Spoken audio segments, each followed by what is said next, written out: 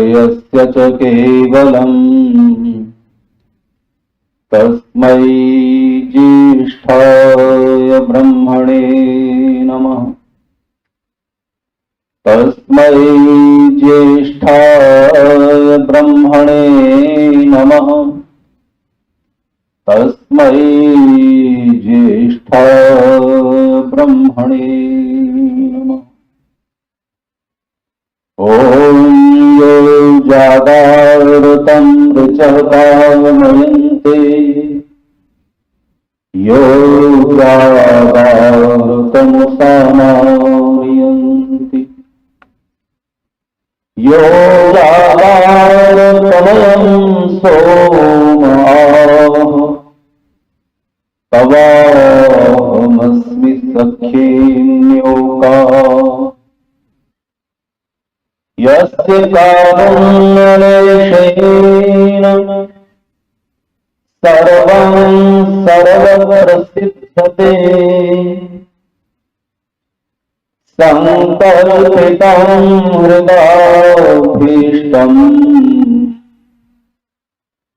तं वन्दे जगदीश्वरम्। तं वन्दे जगदीश्वरम्। तं वन्दे जगदीश्वरम्।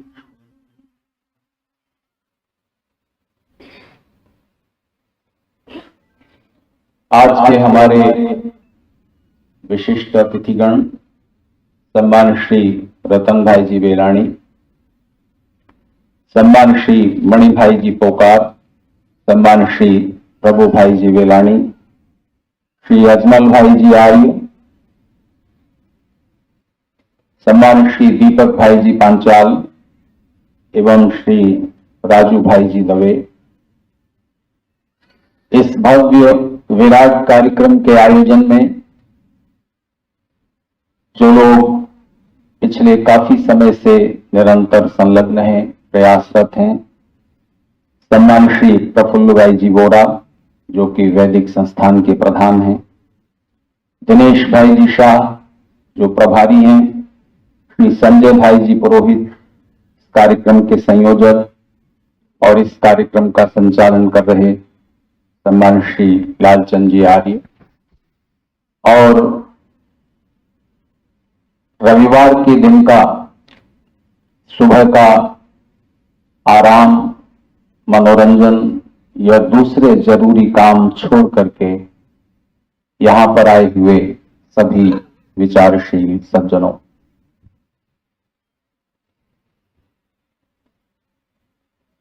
डॉक्टर कमलेश शास्त्री जी जो अहमदाबाद विश्वविद्यालय में संस्कृत विभाग के अध्यक्ष हैं, रात को मैं उनके घर पर था।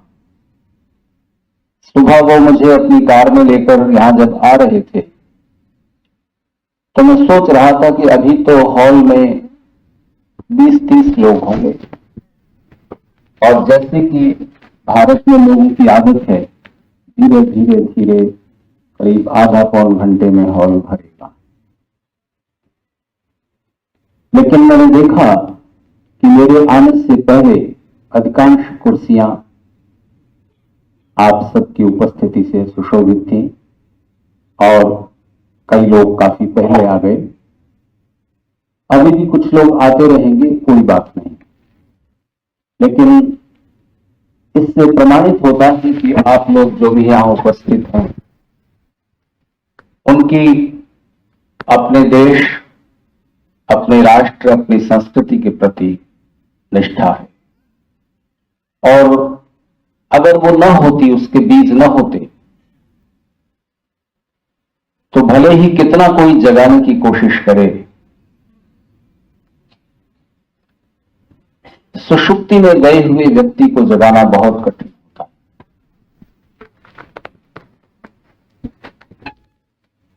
कुछ लोगों को ऐसी बीमारी हो जाती है, मनोवैज्ञानिक बीमारी है, जो कि सोए हुए होते हैं और नींद में उठकर चल पड़ते हैं, और अगर खतरा रहता है कि छत पर सोए हुए हैं तो कहीं नीचे न गिर जाए। कुछ थोड़े से लोग होते हैं जो खड़े खड़े भी सो लेते हैं, खड़े खड़े नींद आ जाती है।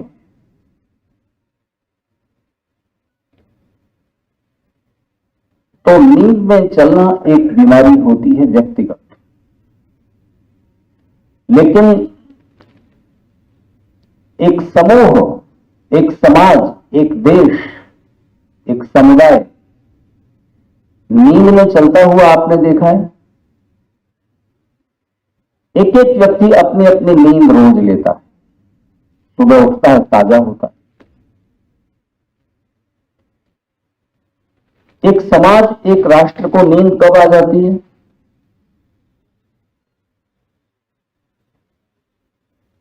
तब किसी समाज के सो जाने की संभावना रहती है जब उस देश में समृद्धि बढ़ जाए। जब धन समृद्धि बढ़ती है तो चाहे एक परिवार हो या एक पूरा समुदाय,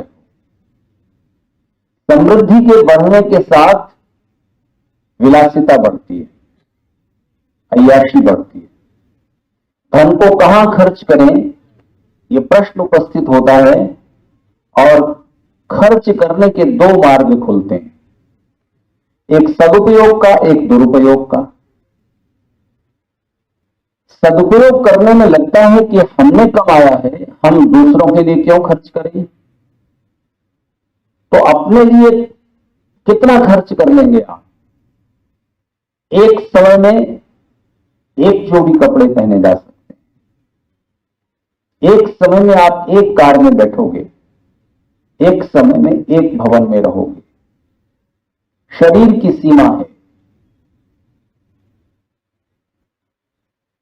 एक बड़ा भ्रम पूरे समाज में, पूरी दुनिया में छाया हुआ है और उस भ्रम का शिकार वो व्यक्ति ज्यादा हो जाता है जिसकी समृद्धि बढ़ती है। और समृद्धि बढ़ने के साथ जैसे हर चीज का एक चक्र है, ऊंचाई पर पहुंचे और फिर पतन शुरू हो जाता है।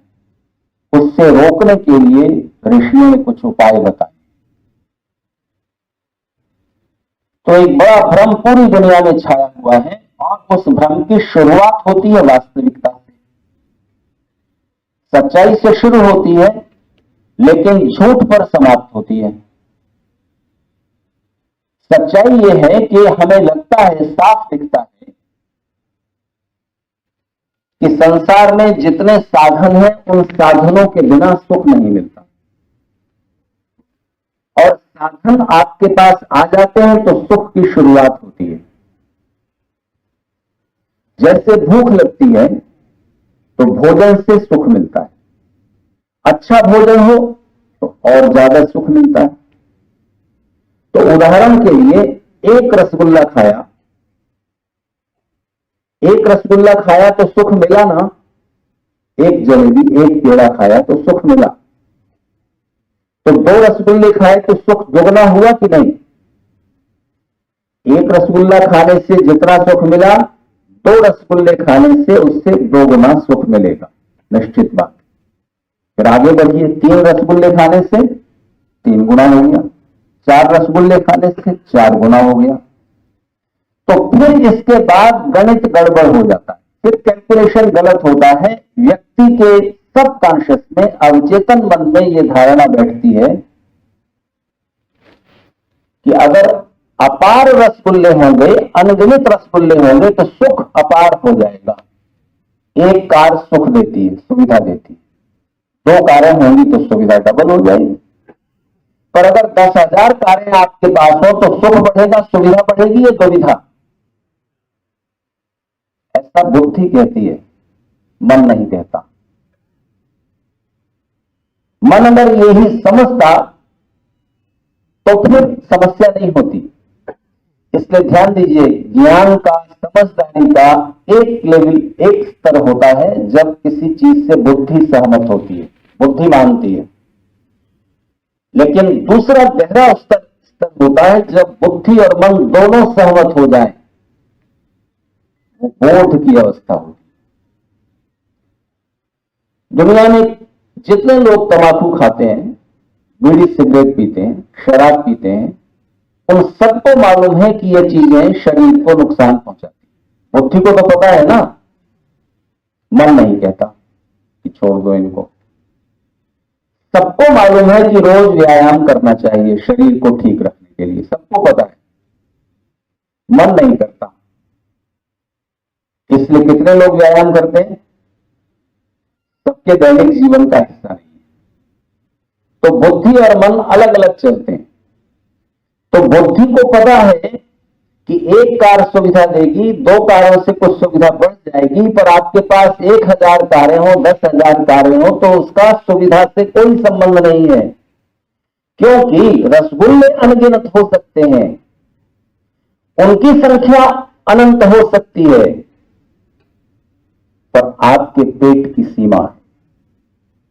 संसार में सुख के साधन अपार होंगे, शरीर की सीमा है। इसलिए अपार साधनों को इकट्ठा करने से आपका सुख अपार हो जाएगा, ये असंभव है। सुख हमेशा सीमित रहेगा, क्योंकि सुख आप इंद्रियों से उठाएंगे, शरीर से प्राप्त करेंगे। आनंद अपार। तो धन का कितना भी आप अपने हित में उपयोग कर लें एक सीमा है, पर दुरुपयोग कितना भी कर सकते हो। नाच देखो, शराब पियो, पिलाओ, पार्टियां दो, तो उन गलत तरीकों से भी धन का बहाव होता है और दिखावा करके अहंकार तृप्त हो जाता है। सदुपयोग करके यात्रा शुरू होती है आनंद की। तो किसी भी परिवार में 2-3 पीढ़ियों के परिश्रम से जब समृद्धि इकट्ठी होती है, तो उसके बाद विलासिता, धन के उपयोग है। आवश्यकता पूरी हो गई, उसके बाद सुविधा चाहिए, फिर विलासिता चाहिए। जैसे कोई व्यक्ति खड़े खड़े थक गया, तो बैठना आवश्यकता है, जरूरत है, रिक्वायरमेंट। तो बैठ जाइए आप एक पत्थर की चट्टान पर बैठ सकते हैं, स्टूल पर बैठ सकते हैं, चौकी पर बैठ सकते हैं, बैठ गए। अब मन करता है बैठे तो, लेकिन थोड़ा पीठ को सहारा मिल जाए, तो कुर्सी हो गई, ये सुविधा है, फैसिलिटी। कुर्सी भी आ गई, इसके बाद अब विलासिता शुरू होती है। सोफा से थोड़ा पैर फैलाकर, थोड़ा और आराम से, ज्यादा गद्देदार चीज पर बैठे, चलिए विलासिता भी हो गई। ये तीनों चीजें धन से आएंगी। इसके बाद जो धन है उससे क्या करेंगे? फिर आप सोचेंगे कि ऐसा सोफा सेट लाओ जो पड़ोसियों के पास न हो, इतना भव्य विशाल, बैठते ही लगे कि हाँ किसी बहुत आरामदेह चीज पर। फिर और भी मन आगे करता है, फिर आप इंपोर्टेड सोफा लाएंगे। फिर वो सोफे में आप चाहें तो सोने चांदी के उससे उसकी सजावट कर लीजिए। आगे जो सेंटर टेबल है वो कांच की हो, तो उस पर बेल्जियम से इंपोर्ट कीजिए। फिर इसकी कोई सीमा नहीं होती। फिर आदमी चाहता है कि दिखा करके हम अपने अहंकार को तृप्त करें। एक आदमी ने अपना मकान बनवाया, बड़ा भव्य आलीशान, उसमें बहुत सारी सुविधाओं के साधन इकट्ठे किए, सजावट के, डेकोरेशन के। बेडरूम में बेड मंगाया किसी दूसरे देश से, इटली से।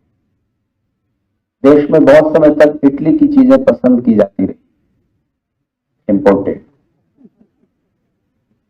अब भी बहुत लोगों को पसंद है।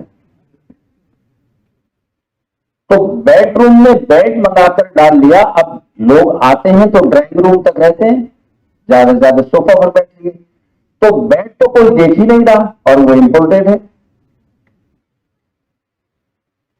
तो उसने फिर एक उपाय सोचा, वो बीमार पड़ गया और बीमारी की खबर आसपास दोस्तों को, सब लोगों को पहुंचा दी कि भाई बीमार हो, घर से नहीं निकल रहे। तो लोग आते तो अभी बेड पर लेटे हुए हैं, डॉक्टर ने बेड रेस्ट बता रखा है। तो बेड पर लेटे हुए लोग फिर बेडरूम में आते हैं, देखते हैं, फिर हालचाल बीमारी का पूछते हैं। कोई एक आध किसी डॉक्टर को या किसी दवा को भी सजेस्ट करता है, जैसे कि लोगों की आदत होती है। उसके बाद ध्यान जाता है बेड पर। तो उसको तृप्ति मिलती है। कहां से मंगवाया, कितने का मंगाया, अच्छा बड़ा शानदार है, बहुत सुंदर, और इसको खुशी मिली।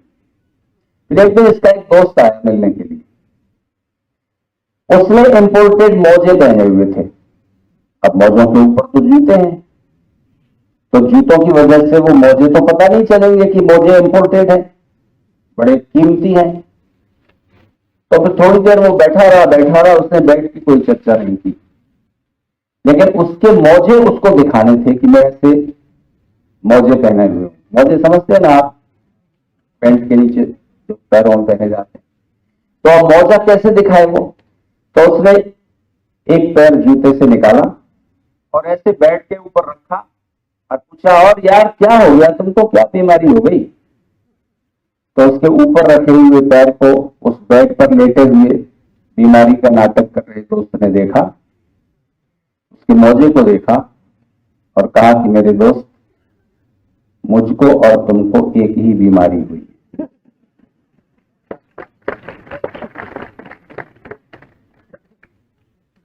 तो ये देश कभी समृद्धि के शिखर पर था,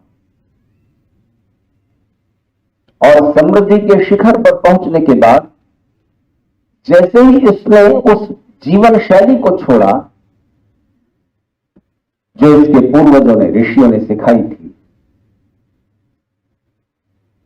और उस समृद्धि के लालच से, और समृद्धि आती है तो दो भाइयों में भी विघटन होता है, चाहे आवश्यकताएं, सुविधाएं, विलासिताएं सबकी पूरी हो रही हैं। आप जानते हैं दो भाई जिनका बिजनेस आसमान पर था, उनकी कंपनी के शेयर आसमान छू रहे थे, विघटन हुआ और कंपनी दो हिस्सों में बंट गई। 10,000 करोड़ रुपए उधर चले जाए, 20,000 करोड़ रुपए उधर चले जाए, जीवन की सुख सुविधा विलासिता पर इतना सा भी फर्क नहीं पड़ने वाला। फिर भी विघटन का शिकार होकर के आप सब जानते हैं क्या परिस्थिति हुई। तो महर्षि दयानंद सरस्वती सत्यार्थ प्रकाश में लिखते हैं, उस दुखद घटना को स्मरण करते हुए जिससे आप महाभारत के युद्ध के नाम से जानते हैं कि भाइयों के आपस के वैमनस्य द्वेष का परिणाम ये देश आज तक भुगत रहा। दुर्योधन को स्मरण करते हुए लिखते हैं कि वो दुर्योधन गोत्र हत्यारा, भाइयों का हत्यारा, अपने वंश का विनाशक।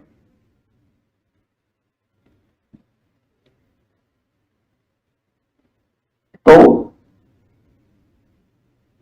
जब हम सुख को छोड़कर सुख के भ्रम में फंसते हैं और समृद्धि के समाज के शिखर पर बैठे हुए लोग जब उस विलासिता में आधी नींद का शिकार हो जाते हैं तब पतन शुरू होता है।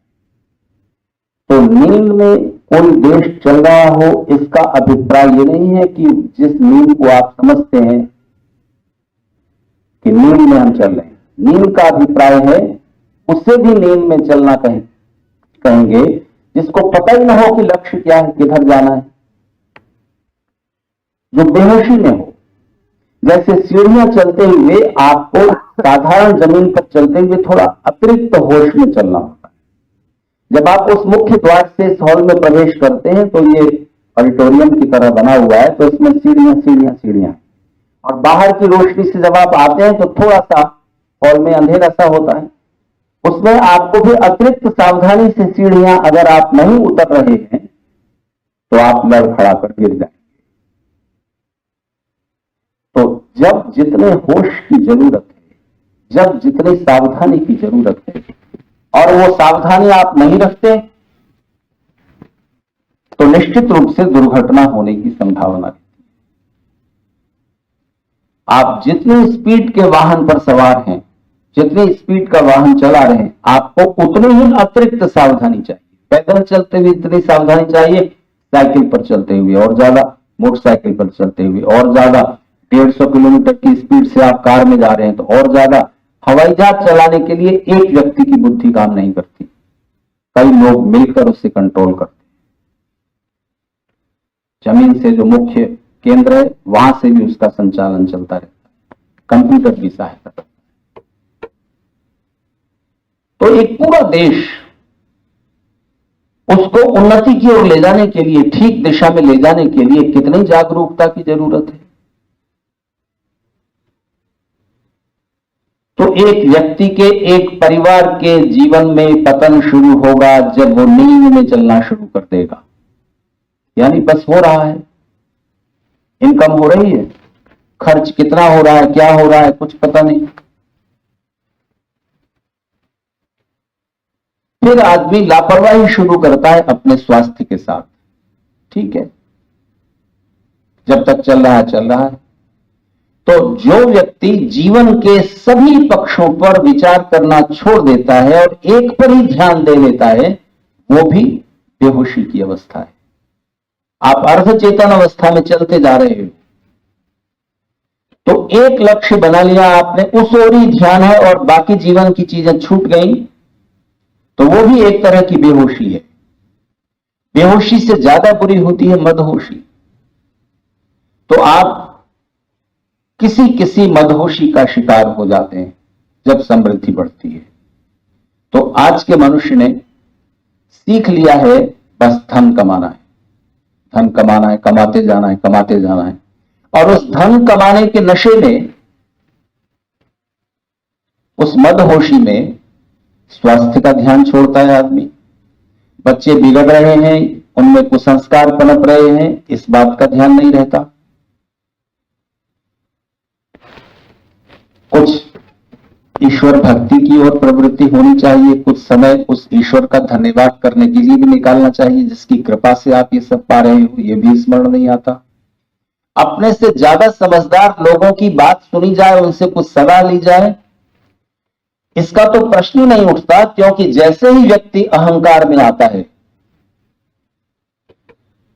अहंकार में आते ही एक तरह की बेहोशी, मदहोशी छाती है। इसलिए ऋषियों ने कहा है कि अगर समृद्धि पानी है, उन्नति करनी है किसी भी राष्ट्र को, समाज को, परिवार को, व्यक्ति को, तो अपने अंदर 7 दरवाजे खोलने पड़ते हैं। उत्साह से भरा हुआ मन, आलस्य पर विजय। जिस काम को आप करना चाहते हैं, जो लक्ष्य पाना चाहते हैं, उसकी ठीक विधि को जानना, कहीं आसक्त न होना, साहसी होना, पुरुषार्थी होना, मित्र और सहयोगी बनाने की कला जानना, लोगों के मन में अपने लिए स्थान बनाने का कौशल, इत्यादि बातें व्यक्तित्व में आती हैं, तब व्यक्ति उन्नति करता है। समृद्धि आती है, लेकिन वो सारी समृद्धि 3 छेद होते हैं जिंदगी में। एक भी छेद खुला रह गया, उससे पिछली 3, 4, 5, 7 पीढ़ियों की इकट्ठी हुई दौलत, समृद्धि उस एक छेद से बहकर बाहर चली जाएगी। 3 छेद हैं। एक आलस्य, दूसरे कोई दुर्व्यसन, कोई बैड एडिक्शन, और तीसरा होता है अहंकार। इगोइस्ट आदमी, एरोगेंट आदमी, अहंकारी व्यक्ति दूसरों का सहयोग लेने में संकोच करता है। दूसरों कोई अपनी तरफ से सलाह दे, उसका कोई वेल विशर, कोई हित चिंतक, तो उसकी सलाह को मान नहीं देता, सुनना नहीं चाहता। और अहंकार में आकर के अपने धन वैभव के प्रदर्शन के जाल में फंस जाता है। समृद्धि धीरे धीरे विदा हो जाती है। तो भारत का कभी उत्कर्ष काल था, और उस उत्कर्ष में आने के बाद आपस में जो वैमनस्य, जो विघटन शुरू हुआ, उसका अभी हिंदू समाज पर पर्याप्त प्रभाव है। एक व्यक्ति बीमार पड़ गया,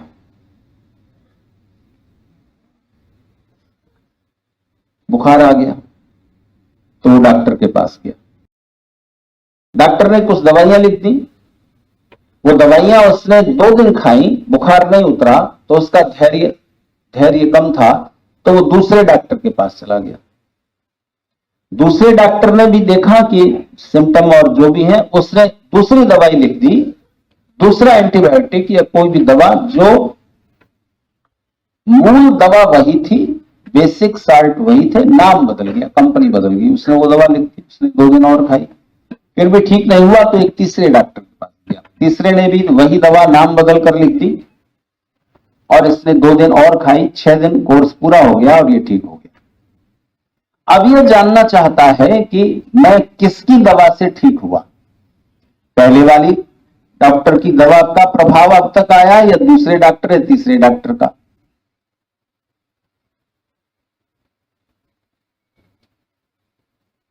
अब मैं आपको ये बात पूरी करूं उससे पहले बीच में एक और घटना सुनाऊंगा।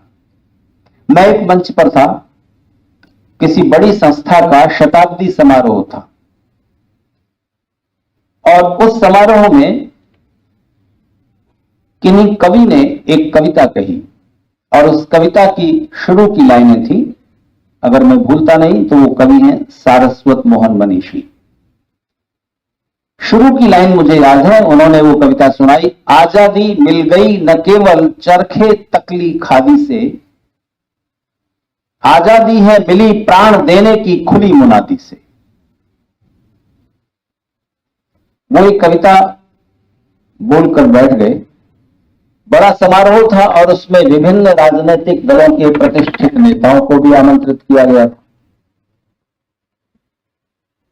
संचालक महोदय बड़े जबरदस्त थे, उन्होंने एक कविता पूरी हुई और कांग्रेस के जो एमपी वहां आए हुए थे उनको बोलने के लिए मंच पर आमंत्रित कर लिया।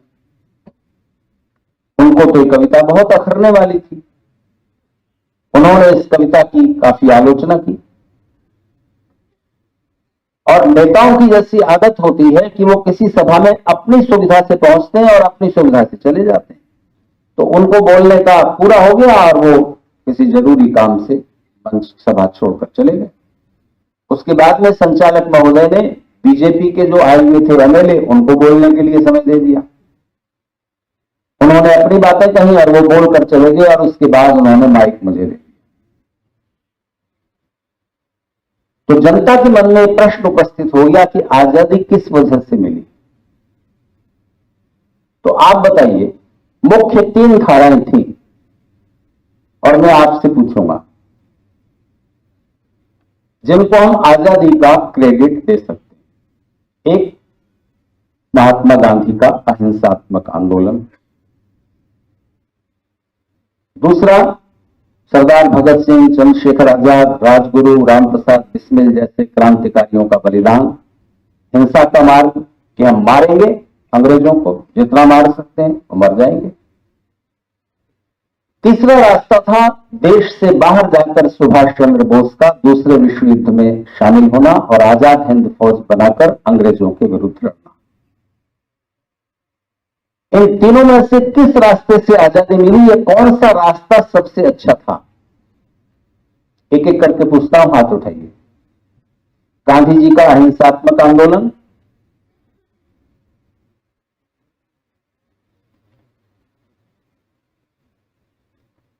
ठीक। चंद्रशेखर आजाद, रामप्रसाद बिस्मिल आदि का हिंसा वाला तरीका, सुभाष चंद्र बोस का रास्ता, ठीक नहीं, अभी तालियों की जरूरत नहीं।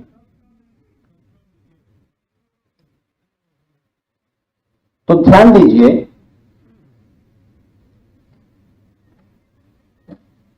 दूसरे विश्व युद्ध में अगर मान लीजिए हिटलर, जापान, जो इन देशों का संगठन था, उनकी विजय हो जाती तो, और सच पूछिए तो हिटलर ने अगर कुछ गलतियां न की होती तो जीत उसकी होनी थी। सारे मोर्चे एक साथ खोल दिए। अमेरिका जो दूसरे विश्व युद्ध में शामिल नहीं था, उसके पर्ल हार्बर पर हमला करने की क्या जरूरत थी? उसका परिणाम हुआ उसके पास एटॉमिक वेपन विकसित कर चुका था, वो उसने 2 छोटे छोटे बम हिरोशिमा और नागासाकी पर फेंक, रूस के साथ भी युद्ध छेड़ दिया। जबकि ये दोनों बड़े देश उस दूसरे विश्व युद्ध से बाहर थे, फिर भी सुभाष चंद्र बोस दूरदर्शी थे और उन्होंने ये समझकर, गांधी जी ने भारत की सेना को ब्रिटिश लोगों के साथ लड़ने के लिए नियुक्त किया था, प्रेरित किया था। सुभाष चंद्र बोस दूसरे पक्ष से लड़ रहे थे। अब ये तो युद्ध है, परिस्थितियां ऐसी हो गई कि मित्र देश जीत गए, ब्रिटेन जीत गया, वरना हिटलर और उसके पक्ष की विजय होती तब भी तो आजादी मिलती ना। तो सुभाष चंद्र बोस एक तरीके से एक वैकल्पिक रास्ता खोले हुए थे, ये बहुत अच्छी बात थी। लेकिन देश की आजादी का जज्बा जुनून अपने मन में लिए हुए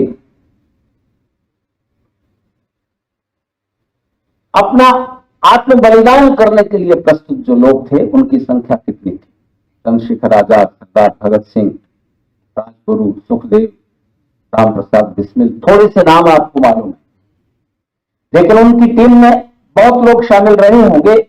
बड़े से बड़ा अनुमान कर लीजिए तो 5000 से ज्यादा संख्या नहीं थी। तो सब लोग तो अपना सब कुछ छोड़ करके और प्राणों की बाजी लगाने के लिए तैयार नहीं होंगे ना। लेकिन गांधी जी का आंदोलन सरल था, उसमें शामिल होने के लिए हर कोई कोशिश कर सकता था। कुछ नहीं करना है, सिर्फ घर से बाहर निकलो, एक साथ चलो और भारत माता की जय का नारा लगाओ। बहुत होगा, पुलिस एक दो डंडे लगा देगी, पकड़ करके जेल में डाल देगी, 2-4 महीने में बाहर आ जाओगे, कोई फांसी नहीं लगनी। यह रास्ता सरल था। इस अपेक्षाकृत सरल रास्ते पर भी गांधी जी के साथ आने वाले कितने लोग थे? एक अनुमान है कि 70 लाख की संख्या थी, यानी पूरा 1 करोड़ भी नहीं। और देश की आबादी उस समय 28 करोड़ थी।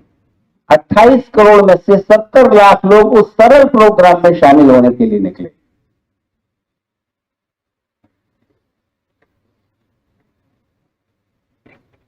एक चौथा भी कारण था जो प्रायः अज्ञात है, और वो कारण यह था कि दूसरे विश्व युद्ध से अंग्रेजों की कमर टूट चुकी थी और भारत की, यानी अंग्रेजों की ही उस समय की भारत की नौसेना में, नेवी में विद्रोह हो गया। अंग्रेजों ने समझ लिया कि अब इस देश पर शासन नहीं किया जा सकता। इस देश की 28 करोड़ आबादी में से अब कोई भी अंदर से तुम्हारे साथ नहीं। उस समय के कवि थे माखनलाल चतुर्वेदी। माखनलाल चतुर्वेदी ने बहुत सारी कविताएं लिखी हैं, लेकिन अगर उन्होंने कोई भी कविता न लिखी होती, केवल ये 4 लाइनें लिखी होती, तो उनको राष्ट्र कवि का दर्जा मिलना स्वाभाविक था। और वो 4 पंक्तियां देश भर में प्रसिद्ध हो गई हैं। उन 4 पंक्तियों की कविता का शीर्षक है एक फूल की अभिलाषा क्या। एक फूल क्या चाह रहा। देश की आजादी के दीवाने लोग जब रास्ते पर गांधी जी के आंदोलन के साथ जुड़ करके निकलते थे भारत माता की जय का नारा लगाते हुए, तो रास्ते में जितने घर पड़ते थे उनमें महिलाएं ऊपर से उन पर फूलों की वर्षा करती थी। बच्चा बच्चा ये चाहता था कि देश को आजादी मिलनी चाहिए। ये भाव, ये भावना, इन तीनों के सामूहिक प्रयास, जो भी 3 धाराओं में चले थे, इन सबके सामूहिक पुरुषार्थ का परिणाम था कि हर एक व्यक्ति के मन में लालसा जाग गई कि देश को स्वतंत्रता मिलनी चाहिए। आजादी हमारा जन्म सिद्ध अधिकार है। लेकिन आप भूल जाते हैं, लोकमान्य तिलक जिस समय कह रहे थे स्वतंत्रता हमारा जन्म सिद्ध अधिकार है, क्योंकि भारत में हमारा जन्म हुआ है, तो भारत पर शासन करना भारतीय लोगों का जन्म सिद्ध अधिकार है। दूसरे देश से लोग आकर यहां शासन क्यों करें? लोकमान्य तिलक से बहुत पहले इस गुजरात की भूमि पर सबसे बड़े क्रांतिदर्शी एक महर्षि का जन्म हुआ था, जिसका नाम था दयानंद सरस्वती। उससे बहुत पहले, इस उद्घोष से बहुत पहले ऋषि दयानंद ने यह उद्घोष किया था कि विदेशी राज्य चाहे पिता के समान सुखदायक क्यों न हो, लेकिन स्वदेशी राज्य, स्वदेशी शासन जैसा नहीं हो सकता। और जब एक अंग्रेज ऑफिसर ने उनसे एक प्रश्न किया था कि आप जब व्याख्यान देते हैं आपको पूरी सुविधा प्राप्त है ना?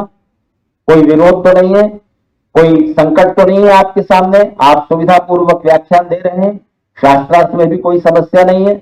ऋषि दयानंद ने कहा कि नहीं, व्यवस्था बिल्कुल ठीक है, मैं बड़े आराम से जन जागरण कर रहा हूं, लोगों में अपनी बात कहता हूं, और जिस वैदिक धारा से ये देश कट गया उससे जोड़ने की कोशिश में लगा हुआ। तो उस अंग्रेज अधिकारी ने कहा कि फिर तो आप एक काम करें, मेरी आपसे विनम्र प्रार्थना है कि जब आप अपना व्याख्यान शुरू करें तो आप उससे पहले कुछ ईश्वर प्रार्थना के कुछ मंत्र आदि बोलते हैं। व्याख्यान शुरू करने से पहले आप अंग्रेजी शासन, जिसमें आप बड़ी बड़ी आजादी से अपनी बात कह पा रहे हैं, उस अंग्रेजी शासन की निरंतरता के लिए और महारानी विक्टोरिया की दीर्घ जीविता के लिए प्रार्थना किया। तो ऋषि दयानंद ने कहा कि बिल्कुल नहीं, मैं तो रोज ये प्रार्थना करता हूं कि परमेश्वर से कि इस धरती पर जितना जल्दी विदेशी शासन समाप्त हो उतना जल्दी हो। ऋषि दयानंद के इन उद्घोषों से भी बहुत पहले, तब ऋषि दयानंद थे इस देश में, इस धरती पर। सन 1857 की क्रांति को आप भूल जाते हैं, जिसके नायक मंगल पांडे के नाम पर यह भवन बना हुआ है।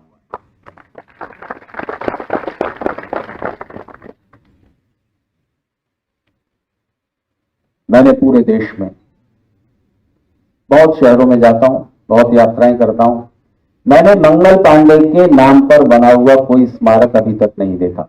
आज मैं आपके बीच मंगल पांडे के नाम का स्मरण करते हुए आपको बधाई देता हूं कि आपने इस गुजरात के राजधानी के नगर अहमदाबाद में मंगल पांडे के नाम पर एक ऑडिटोरियम तो कम से कम बना।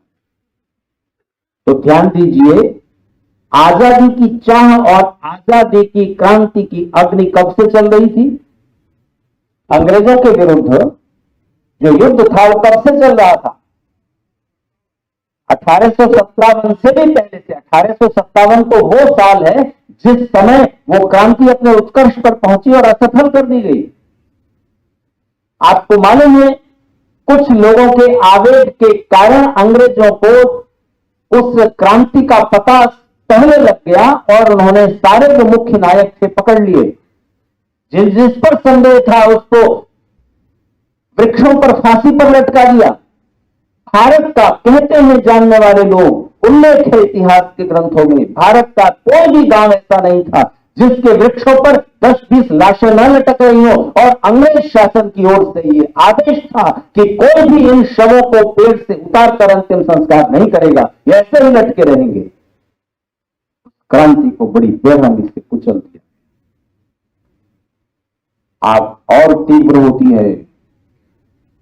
आंदोलन लगभग 100-150 वर्ष चला है। और उससे पहले कितने साल आपने शासन झेला है दूसरे हमलावरों का?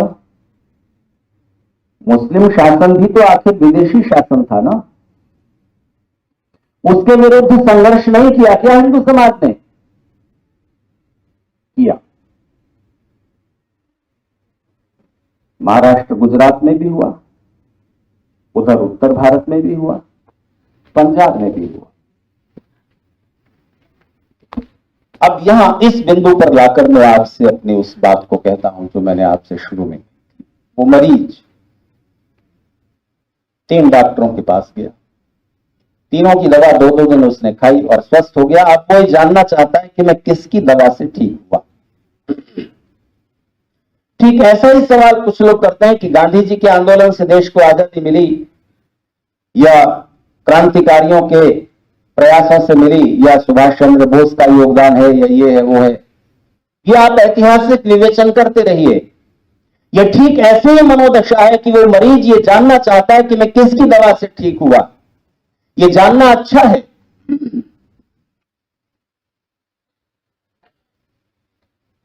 आप किसकी दवा से ठीक हो गए ये जानना अच्छा है, पर इससे भी ज्यादा जरूरी, इससे भी पहले एक सवाल उठना चाहिए। कौन सा? कि मैं बीमार क्यों हुआ? यह ज्यादा जरूरी है कि नहीं? आजादी किन प्रयासों से मिली ये तो मालूम है, आप किसी एक को ज्यादा महत्व दे सकते हो, आपकी जैसी मानसिकता है, जैसा आपका चिंतन है, लेकिन मैं आपसे पूछना चाहता हूं, हिंदू समाज, ये राष्ट्र, ये सवाल अपने मन में कब उठाएगा कि आप गुलाम हुए क्यों हुए? ये प्रश्न ज्यादा महत्वपूर्ण है। और अगर जिन वजहों से आप पराधीन हुए थे, जिन वजहों से आप गुलाम हुए थे, अगर वो कारण अब भी आपकी मानसिकता में, आपके समाज में मौजूद है, तो भूल जाइए कि स्वतंत्रता आप देर तक सुरक्षित रख सकते। उन कारणों का विश्लेषण जरूरी है।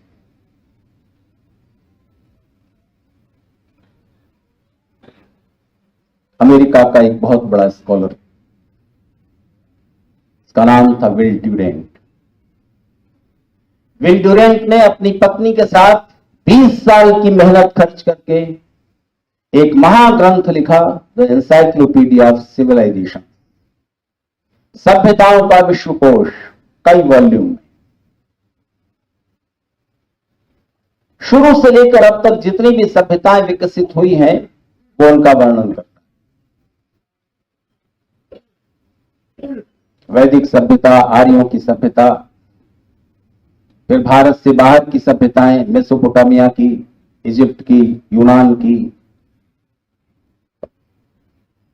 उन सब सभ्यताओं का वर्णन करते हुए जब वो भारतीय सभ्यता का वर्णन करता है विस्तार से, तो एक सवाल उठाता है।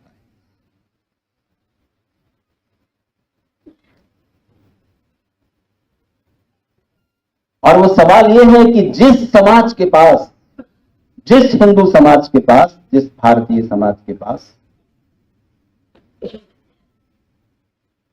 श्री राम और श्री कृष्ण जैसे लोक नायक थे, वो समाज आखिर 1000 साल की गुलामी कैसे स्वीकार कर? ये सवाल महत्वपूर्ण नहीं है।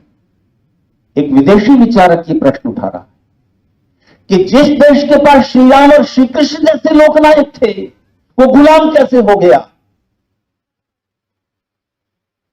और इस प्रश्न का उत्तर भी वो देता है। वो लिखता है कि शायद इसका कारण ये रहा है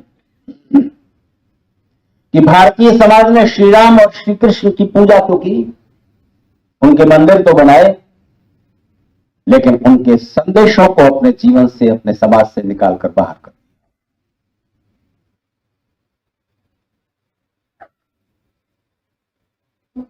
कितना कितना बड़ा प्रश्न है और कितना गंभीर उत्तर। कब ये समाज सही सवाल उठाएगा और उनके उत्तरों पर सोचने की जरूरत महसूस करेगा? और श्री राम और श्री कृष्ण जैसे महान नायक, जिनका जीवन का एक एक पहलू, जिनका एक एक संदेश आपके व्यक्तिगत जीवन को, आपके परिवार को, आपके राष्ट्र और समाज को शक्ति और चेतना से भर सकता है, नींद से जगा सकता है, उनके सारे संदेशों को भुलाकर हम केवल उनकी मूर्तियां बनाकर उनकी पूजा करें। और दुर्भाग्य की बात यह है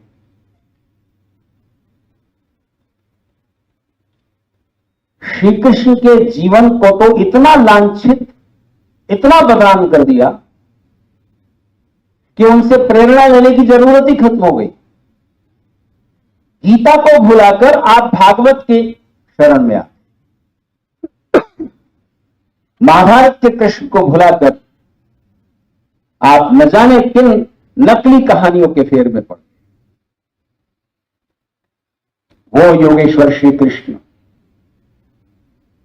जिनकी गीता का एक एक संदेश आदमी को जीवन से भर दे, नींद हटा दे, बेहोशी हटा दे, चेतना जगा दे, जीवन का लक्ष्य समझा दे, उस गीता का उपयोग हिंदू समाज कब करता है? जब आदमी मरने लगता है। चलो गीता के 2 श्लोक सुना दो। अरे जो ग्रंथ जीवन देने वाला ग्रंथ है, उसको आप मृत्यु के समय सुनते हो?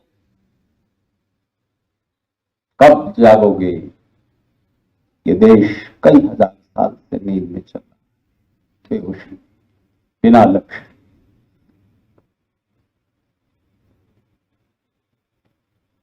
आपने बच्चों को प्रेरणा देने वाली जो हमारी नीति कथाएं हैं उनमें से पंचतंत्र हितोपदेश की एक कथा सुनी होगी।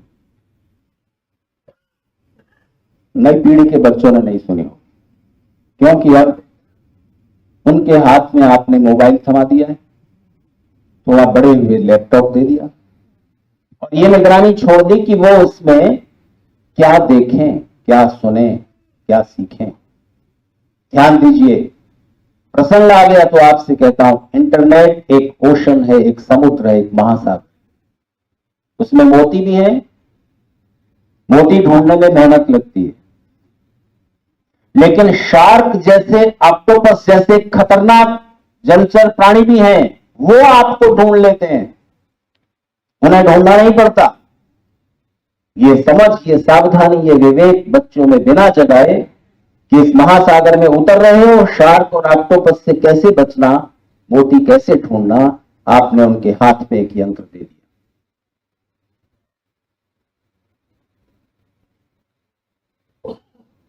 खैर, बच्चों को हाथ में देना चाहिए था पंचतंत्र हितोपदेश, नीति की कथाएं। बैठकर अगर घर में दादा दादी नाना नानी है तो वो उनको सुनाएं, जीवन की सही गलत की समझ जगाएं, नहीं तो सारा जीवन ऐसे ही बेहोशी में चला जाएगा बिना लक्ष्य के। किसी स्कूल कॉलेज यूनिवर्सिटी में जीवन के नियम नहीं सिखाए जाते। वो फिजिक्स पढ़ा देंगे, केमिस्ट्री सिखा देंगे, मैथ्स पढ़ा देंगे, हिस्ट्री पढ़ा देंगे, इंग्लिश का ग्रामर सिखा देंगे, पर यह कौन सिखाएगा कि जीवन में कठिन संघर्ष आए तो उसमें अडिग कैसे रहना, परिस्थितियों पर विजय कैसे पाना। ब्रेन में इंफॉर्मेशन डालने का ही नाम शिक्षा नहीं है। जीवन कैसे जिया जाए, जीवन का वास्तविक लक्ष्य क्या है, ये कौन बताए। पहले घर में दादा दादी नाना नानी थे, उन कहानियों के द्वारा समझा, वो भी बंद। और बिना किसी योजना के आप बच्चों को डॉक्टर बना रहे हैं, इंजीनियर बना रहे हैं, सीए बना रहे हैं, वो सिर्फ पैसा कमाने की विद्या सिखा रहे हो। ठीक है, पैसा कमाना कोई बुरी बात नहीं, लेकिन सिर्फ पैसा कमाने का रोबोट बन जाए आपका बच्चा, ना माता पिता की सेवा करने का भाव उसके मन में किसी ने जगाया, बड़ों को उलट करके जवाब नहीं देना, ना ये किसी ने सिखाया। ऋषियों ने आपके समय समय पर वो पड़ाव, वो संस्कार करने की प्रक्रिया इस तरह सौंपी थी कि समय समय पर बच्चे का मार्गदर्शन होता रहे। जी हां, जो बात मैं अभी कह रहा हूं, माता पिता बड़े लोगों का सम्मान, उनकी उचित आज्ञाओं का पालन, उनका वाणी से व्यवहार से अपमान न करना, ये बात जीवन में कई कई बार सिखाई जाती है। जिस समय शिक्षा पूरी हो गई तो समावर्तन संस्कार। समावर्तन का मतलब अब विद्या पूरी हो गई, अब उसको गुरुकुल से, आवासीय विद्यालय से माता पिता लेकर अपने पास आ रहे हैं। समावर्तन संस्कार है। उस समय ऋषियों का उपदेश। जीवन के कर्म क्षेत्र में अब तुम उतर रहे हो, विद्या को अपने व्यवहार में उतारना, ये करना, ये मत करना, माता पिता पूर्वजों के यश और सम्मान को आगे। लीजिए, विद्या पूरी हो गई, गुरुकुल से आ गया, युवक है तो किसी युवती को, युवती है तो किसी युवक को अपना जीवन साथी बनाएगा। जीवन के कर्म क्षेत्र में यात्रा सरस हो सके, मंगलमय हो सके। और जब वो जीवन साथी चुनने के बाद विवाह के बंधन में बंध रहे हैं, उस समय विवाह संस्कार है। अग्नि के चारों ओर घूम करके विवाह की पद्धति होगी। उस समय बहुत सारी प्रतिज्ञाएं हैं, बहुत सारे मंत्र हैं, और उनमें एक मंत्र है, सारे पूर्वजों का स्मरण करो। बताओ, परदादा कहां है इस समय आपके? आपसे पूछ रहा हूं, आपके परदादा जी कहां हैं? दादाजी कहां हैं? अगर शरीर में नहीं है तो कहां है? पता लगाओ। तो आप कहेंगे कहीं ईश्वर की शरण में होंगे, कहीं और अच्छी अवस्था में होंगे, पर एक जगह है जहां आपको उन्हें रखना चाहिए अपने साथ। कौन सी जगह है वो? आपका मन, आपके विचार, आपके व्यवहार, आपके कर्म, आपके आचरण, आपका जीवन। पता चले ये उनका होता है, उनका पर्व होता है, उनके ग्रेट चिल्ड्रन है ये। अपने व्यवहार में, आपके व्यवहार से आपके जीवन से उन्हें अपमानित मत होने देना, उनके यश और सम्मान को बढ़ाओ। आपके जितने भी पूर्वज हैं, एंसेस्टर्स हैं, उनके यश और सम्मान को बढ़ाने की कोशिश करना। अगर बढ़ा ना सको कोई चिंता की बात नहीं है, बढ़ा ना सको कोई चिंता की बात नहीं है, उनका सम्मान कम मत। माता पिता का, दादा दादी, पूर्वजों का, परिवार का, राष्ट्र का सम्मान कम मत होने देना। माता पिता का, बड़े लोगों का सम्मान दो तरह से कम हो जाता है। या तो तुम कुछ ऐसा गलत कर बैठो जिससे उनकी इज्जत मिट्टी में मिल जाए, ऐसा मत होने देना। दूसरे, अपनी जुबान से, वाणी से, बॉडी लैंग्वेज से या किसी भी व्यवहार से कुछ ऐसा मत कहना जिससे उनके दिल को ठेस लगे, उनकी ईगो हर्ट हो जाए, उनका मान कम।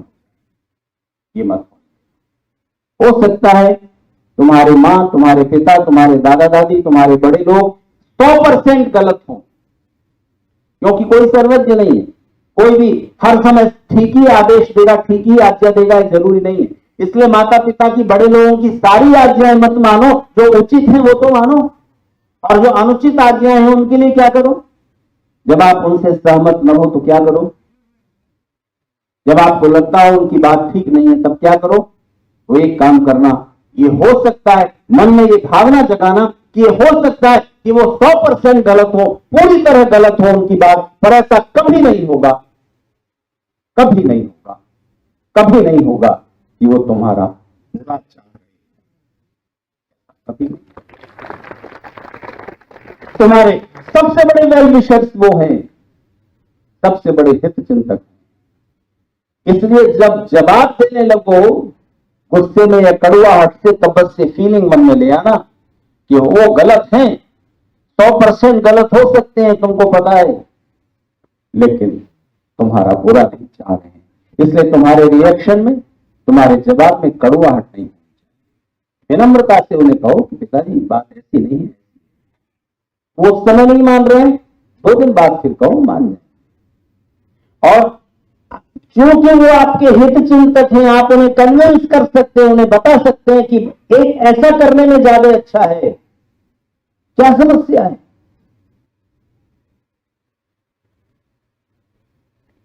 उन बच्चों को, युवाओं को जीवन की सही राह बताने के लिए ऋषियों ने कितने इंतजाम किए। हमने सब बस बिना लक्ष्य के, बिना जीवन जीना सीखे, बस केवल पैसा कमाते हुए हम लोग न जाने किस दिशा में बढ़ते चले जा रहे हैं। नींद में चलना नहीं है, बेहोशी में चलना नहीं है। तो उस पंचतंत्र जिसमें पशु पक्षियों की कहानियों के द्वारा जीवन की समझ जगाने की कोशिश की थी, आपके प्राचीन नीतिकारों ने उनमें से एक कहानी, आप जो पुरानी पीढ़ी के लोग बैठे हुए हैं उन सबको मालूम होगी। एक बहेलिये ने, एक शिकारी ने जाल बिछाया, दाने डाले और कबूतरों का एक ग्रुप उसमें आकर बैठ गया। एक बुजुर्ग कबूतर ने अपने साथी कबूतरों को कहा कि ये दाने किसी ने फैला दिए हैं और किसी ने जानबूझकर फैलाए हैं, जंगल में दाने कहां से आए, इसलिए खतरा है, जरूर कोई शिकारी, मत लो। युवा कबूतरों ने कहा कि तुम बूढ़े हो गए, तुमने साहस नहीं रहा, तुम रोकते हो हर बात से। अरे इतनी दूर से, इतनी देर से हम भटक रहे हैं, दूर दूर हमें भोजन नहीं मिला, भूख लग रही है, खाने दो। उस बुजुर्ग के बहुत रोकने के बावजूद वो सारे पंछी पर बैठ गए। दाने तो मिले, पेट तो भरा, लेकिन जब उड़ने की कोशिश की तो पता चला जाल में फंस गए।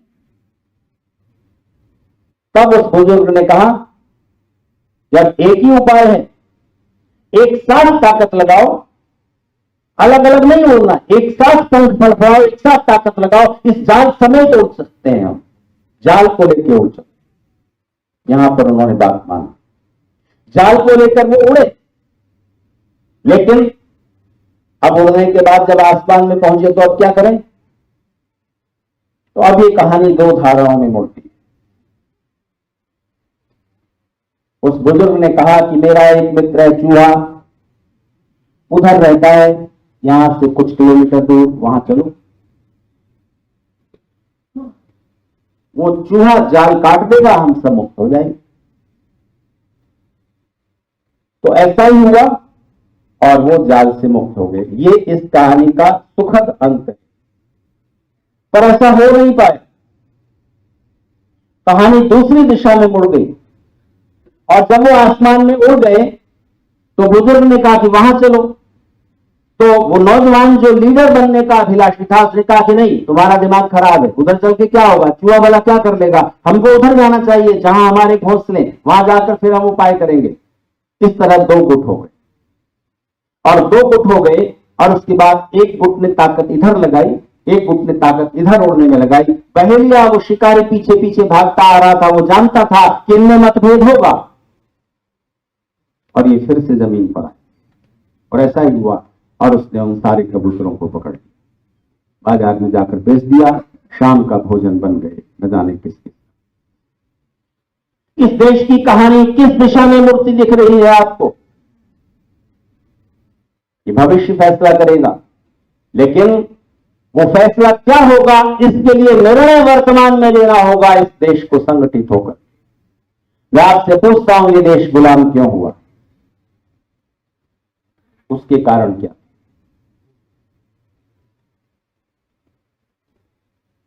एक तो मैं बता चुका हूं, विल ड्यूरेंट की बात। श्री राम और श्री कृष्ण जैसे महान नायकों के संदेशों को हमने अपने जीवन से, अपने अवचेतन मन से, अपने व्यवहार से निकाल कर बाहर कर, उत्तर से लेकर दक्षिण तक, पूर्व से लेकर पश्चिम तक भारत में घूमे। भगवान श्री कृष्ण के मंदिरों में जाना, आपको बांसुरी बजाते हुए श्री कृष्ण दिखाई देंगे। आपने श्री कृष्ण का नाम रखा है मुरलीधर। मुझे बताओ, भगवान श्री कृष्ण को बांसुरी बजाने का मौका कब मिला? कब मिला? जैसे ही होश संभला, सामने कंस और जरासंध जैसे अत्याचारी शासक पढ़ने योग्य हुए, सांदीपनि ऋषि के गुरुकुल में भेज दिए गए। पढ़ने के बाद निकले हैं और अन्याय और अत्याचार के विरोध में, अन्याय और अत्याचार की समाप्ति के लिए, इस धरती को दुष्टों से मुक्त करने के लिए जीवन भर संघर्ष किया है, जीवन भर संघर्ष किया है। एक भी दिन उनके पास नहीं था कि वो अपने मनोरंजन के लिए खर्च करते। ऐसे चक्र सुदर्शन धारी श्री कृष्ण को आपने होठों पर, हाथों में बांसुरी थमाकर उनके जीवन से क्या लेते, उनके ही जीवन को कलंकित कर दिया। राधा, न जाने कितनी गोपियां और कितना कलंकित उनका जीवन लेकर के आप अपनी यशस्विता चाहते हो। जो समाज अपने महापुरुषों को पतित करने में हिचकिचाता नहीं, उसके पतन में कौन सा संदेह है?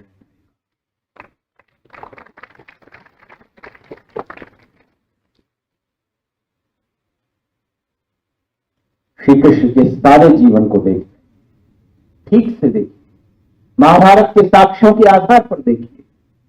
आपको कहीं ऐसा नहीं मिलेगा कि उनके जीवन में आप कोई कलंक ढूंढ सके माइक्रोस्कोप लेकर के। इसलिए भगवान श्री कृष्ण के जीवन पर ऋषि दयानंद ने टिप्पणी की है। श्री राम के बारे में ऋषि दयानंद कुछ नहीं लिखते हैं, क्योंकि श्री राम के जीवन को कलंकित करने की कोशिश तो ही, लेकिन बहुत थोड़ी सी। हर हिंदू इससे पूछती है आज, सीता को क्यों छोड़ दिया? बताइए क्यों छोड़ा? सीता को भगवान राम ने क्यों छोड़ दिया था? धोबी के कहने से। तो ये समझदारी की बात थी। एक बार अग्नि परीक्षा तो ले चुके थे ना। सवाल ये भी करती हैं हिंदू महिलाएं, हिंदू नारियां जो पढ़ लिख गई हैं, वो पूछती हैं कि श्री राम भी तो अलग रहे थे सीता से, तो सीता की अग्नि परीक्षा ले रहे हो उनकी पवित्रता जांचने के लिए, तो राम को भी क्यों नहीं देनी चाहिए? लक्ष्मण को भी देनी चाहिए अग्नि परीक्षा? क्या उत्तर है आपके पास, मुझे बताओ। विदेशी पूछते हैं सवाल, विदर्भी पूछते हैं सवाल, हिंदू धर्माचार्यों के पास कोई उत्तर नहीं है, क्योंकि वो सोचने कोई तैयार नहीं। आप मुझे बताइए, कोई हिंदू धर्माचार्य राम कथा कर रहा है, कृष्ण की कथा कर रहा है, भागवत कथा कर रहा है, कभी वो अपनी कथाओं के बीच लोक जागरण की, हिंदू संगठन की, देश सेवा की कोई बात करते हैं? उनको अहमदाबाद में आके क्यों कथा करनी है? दिल्ली में, मुंबई में ही क्यों कर रही है? वनवासी इलाकों में क्यों नहीं जाते? गांव में क्यों नहीं जाते? अगर तुमने 10 बार कथा की, 10-20 लाख तुमने प्राप्त कर लिए, एक बार ऐसे ही चले जाओ गांव में। कौन जगाएगा हिंदू समाज को? किसके ऊपर ये जिम्मेदारी है? राजनेता जाएंगे क्या? उनको तो केवल वोट लेने हैं और वोट पाने के लिए कुछ भी करना है। इस देश को दिशा कौन देगा? कौन सही मार्ग बताएगा? और जिस देश का जनमानस विभिन्न दिशाओं में उड़ रहा है, वो शिकारियों के हाथ में नहीं पड़ेगा, इसकी क्या बात?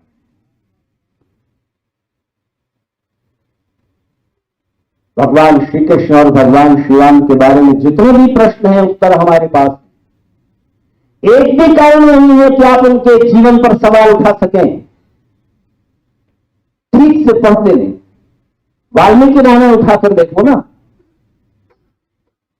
कहां लिखा है कि सीता को छोड़ दिया था? अच्छा चलिए, मैं आपसे एक सवाल पूछता हूं, उत्तरार्थ में दूंगा। भगवान राम ने रावण को क्यों मारा?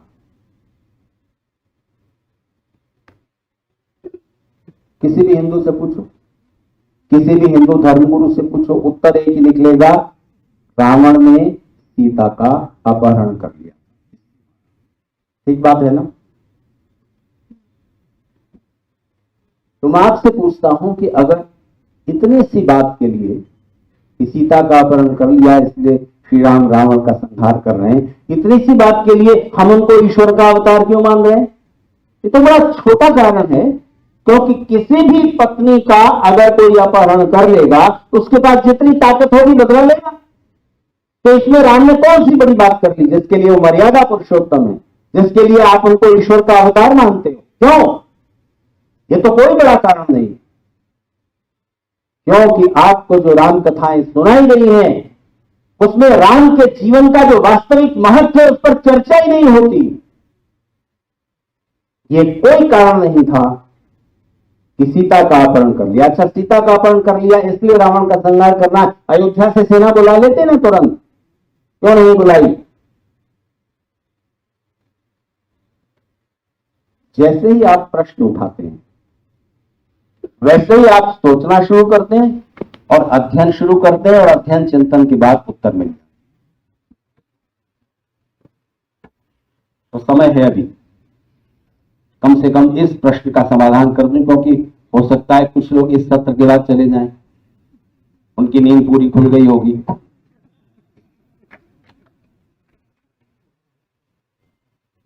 तो संदेह लेकर न जाइए। रावण का संहार सीता का अपहरण करने की वजह से हुआ, ये एक बड़ा भ्रम है।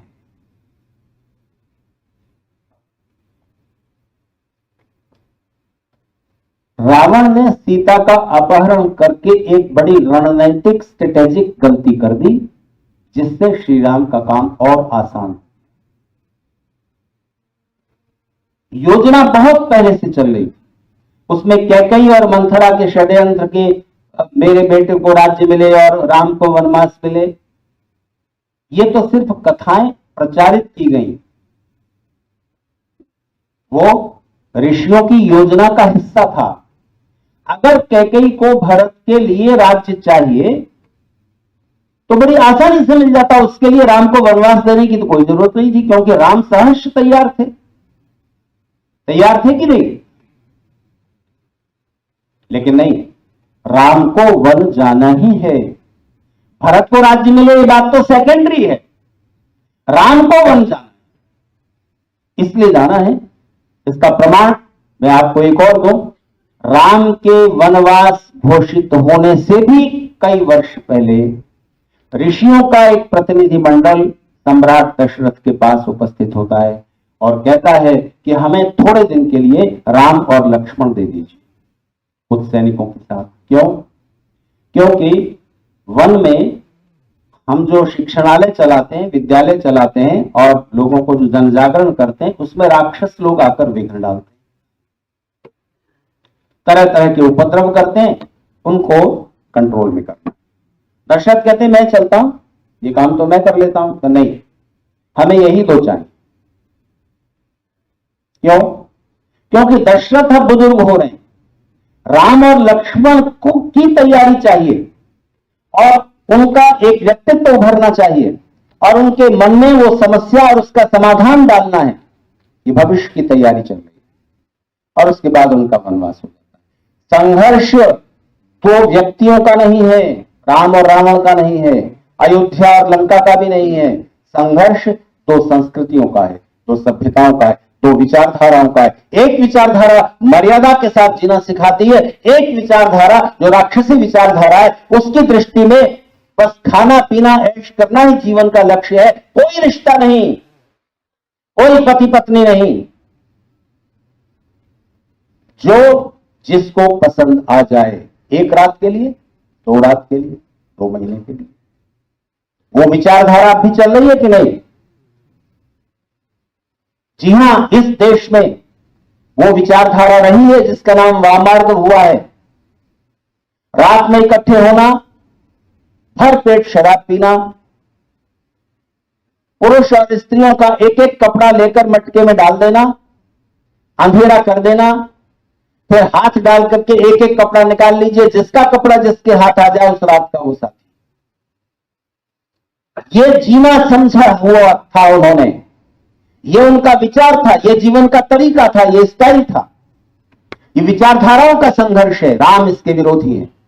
राम मर्यादा पुरुषोत्तम है और दक्षिण के जिन इलाकों में वो विचारधारा पैर पसार रही है, सब विद्या शिक्षा और सारे जो याज्ञिक कर्म है, समाज कल्याण के कार्य हैं, सब उनको बुरे लगते हैं, उनमें आकर वो विघ्न डालते हैं। रावण का विनाश हो सकता था अयोध्या से सेना बुला करके, लेकिन उस इलाके में रहने वाले लोगों के मन जो कन्वर्ट हो चुके हैं, उनके विचार जो वैसे हो चुके हैं, उनको वापस अपनी विचारधारा में दीक्षित करना बड़ा काम है। उसके लिए सेना बुलाकर काम नहीं होगा। इसलिए राम उनके बीच रहे, वन वन घूमे, विचार फैलाए हैं। सीता का अपहरण कर लेने के बाद तो एक जनक्रांति हो गई और उस इलाके के लोग राम के लिए लड़ने के लिए तैयार हो गए। ऐसा इतिहास में दूसरा कोई उदाहरण है कि जो आपके कोई रिश्तेदार नहीं है, आपसे दूर देश दूर इलाके में रहने वाले, वो आपके मिशन के लिए लड़ने को तैयार हो जाए, प्राण देने के लिए तैयार हो जाए? ये बड़ी बात है। इसको धर्मगुरु चर्चा में नहीं लाते और व्यर्थ की बातें करते रहते। इसलिए महर्षि दयानंद सरस्वती ने श्री कृष्ण के बारे में टिप्पणी की है और कहा है कि योगेश्वर श्री कृष्ण का जीवन जन्म से लेकर मृत्यु पर्यंत निष्पाप निष्कलंक है। उनके जीवन पर एक भी आरोप नहीं लगाया। किसने लगाए? हम ही लोग, हमारे ही लोगों ने। इसलिए योगेश्वर श्री कृष्ण और श्री राम के जीवन से एक एक संदेश ही ले लो। श्री राम मर्यादा पुरुषोत्तम कहे जाते और श्री कृष्ण लीला पुरुषोत्तम है। क्यों? तो एक आम हिंदू समझता है कि श्री राम ने तो मर्यादाओं का पालन किया और श्री कृष्ण जीवन की खुली छूट देते हैं, बस चाहे जैसे जियो, लीला करते हैं। उनका जीवन तो एक लीला है, रास लीला करते हैं, ये लीला करते हैं, वो लीला करते हैं, सब लीला। तो हम किसको माने? बताइए, प्रश्न है ना। मर्यादा से जियोगे कि रास लीला करते हुए? क्योंकि भगवान श्री कृष्ण ने कहा है, यद यदा चरति श्रेष्ठ तदेवेत रोजना तयत प्रमाणम कुरुते लोकस तदनुवर्तते। समाज में जो शिखर पर बैठे हुए लोग हैं, जो श्रेष्ठ लोग हैं, जो ज्यादा धनवान हैं, ज्यादा बलवान हैं, ज्यादा विद्वान हैं, ज्यादा प्रसिद्ध हैं, जनता उन्हीं का अनुकरण करेगी। वो जैसा कर रहे हैं वैसा ही करेगी। वो जैसे कपड़े पहन रहे हैं जनता वैसे ही कपड़े पहनेगी। आधी बाहर का कुर्ता फैशन में बन गया नरेंद्र मोदी जी के प्रधानमंत्री बनने के बाद। जैकेट बड़े बड़े लोग पहनने लगे। तो बड़े लोग जैसा करते हैं सामान्य जन उसका अनुसरण करते हैं। इसलिए जो लोग शिखर पर बैठे हैं, जो बड़े माने जाते हैं, बलवान हैं, धनवान हैं, विद्वान हैं, प्रसिद्ध हैं, मंच पर बैठते हैं, उन्हें अपने हर आचरण को सावधानी से परखना चाहिए, ठीक रखना चाहिए, क्योंकि जनता उन्हीं का अनुकरण करेगी। तो ये श्री कृष्ण का उपदेश है। अब मैं आपसे पूछता हूं, भगवान श्री कृष्ण श्रेष्ठ हैं कि नहीं आपकी नजर? श्रेष्ठ है ना? तो उनका अनुकरण कीजिए। तो पत्नी के अलावा एक एक, कम से कम एक एक लव अफेयर और रखो। क्यों नहीं राधा एक और चाहिए आपको भी? और आपको मालूम है इस देश के कोर्ट ने जब लिव इन रिलेशनशिप को मान्यता दी तब उन्होंने यही लॉजिक पेश किया। उस जज ने, मुझे नाम नहीं याद उसका, उसने कहा कि जब श्री कृष्ण जो हमारे भगवान है, हमारे आदर्श है, जब वो पत्नी के अलावा एक और प्रेमिका रख सकते हैं तो हम और आप क्यों नहीं रख सकते? बोलिए, क्या यहां बैठी महिलाओं से पूछता हूं, इजाजत देंगी आप अपने अपने पतियों को? तो या तो कल से श्री कृष्ण का नाम लेना छोड़ दो या उनके जीवन से, जीवन पर जो कलंक लगाए हैं उनको समझने की कोशिश करो। कौन लोग थे वो, किन कारणों से उनके जीवन के ऊपर ये आरोप थोप रहे थे? महाभारत में तो कहीं ऐसा नहीं है, श्रीमद् भागवत तक में राधा का नाम नहीं है। कहां से आपने जोड़ा? कौन से वो ऐतिहासिक संदर्भ रहे? क्या वास्तविकता थी राधा इत्यादि की कहानियों की? इसको कौन समझाएगा? और जब तक आप उन प्रश्नों को नहीं खोजेंगे जिन वजह से पराधीनता आपके ऊपर लाद दी गई, आपने उसको सिर झुकाकर स्वीकार कर लिया। इस देश के अधिकांश मानस ने, वो सब कॉन्शियस में बैठी हुई कौन सी ऐसी धारणाएं थी जिनकी वजह से आपने सिर झुकाकर 1000 साल तक बिना संघर्ष के? आपको मालूम है बख्तियार खिलजी ने बंगाल पर खून की एक बूंद बहाए बिना कब्जा किया, एक खून की बूंद नहीं बहानी पड़ी, कोई युद्ध नहीं लड़ा, कब्जा हो गया। क्यों? बड़ी दर्दनाक बातें हैं। आज भी मन तड़प उठता है उन बातों को समझ करके। कैसे लोग थे आखिर? उनको दिशा देने वाले जो विद्वान थे वो क्या कर रहे थे? जो धर्माचारी थे वो कहां सो गए थे? जिस गाड़ी का ड्राइवर सो जाए उसमें बैठे लोगों की क्या गति? आज आपके देश में जो राजनीति चल रही है, जो आप सुखद परिणाम देख रहे हैं, कुछ बदलाव देख रहे हैं, वो तात्कालिक हैं, टेम्परेरी हैं, स्थायी तो नहीं होंगे ना। स्थायी कैसे होंगे? उन पर अगर आप आज नहीं सोचोगे तो भविष्य अंधकार। इसलिए मनुष्य 3 कालों में जीता है एक साथ, भविष्य, वर्तमान, अतीत, तीनों को जोड़कर जीना। कैसे? आपका व्यक्तिगत जीवन 3 कालों को कैसे संभालें, सामाजिक जीवन को, राष्ट्रीय जीवन को कैसे उन तीनों परिप्रेक्ष्य में देखें, बची हुई बातें अगले सत्र में करूंगा। अभी अपनी बात यहीं रोकता हूं। देर तक मेरी बातों को प्रेम से सुनने के लिए। ओम ओम ओम।